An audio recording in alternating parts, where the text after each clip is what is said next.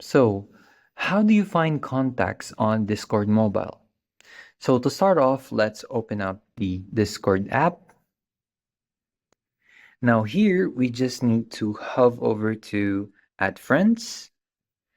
Now, as you can see, we can add friends using username, or we can invite them through a link, or we could share an invite through them.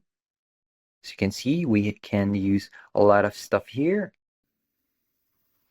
And another one would be trying to use contacts.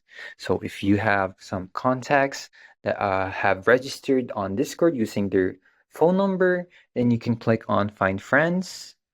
Now here, your Discord will ask you for some permissions to acquire your contacts on your phone. So let's allow it and press allow. Now here, we need to just skip it for the time being. And as you can see, we have located one suggested friend here. And this is how you find contacts on Discord Mobile using phone numbers. So that's all. Thanks for watching. Don't forget to like and subscribe for more helpful topics.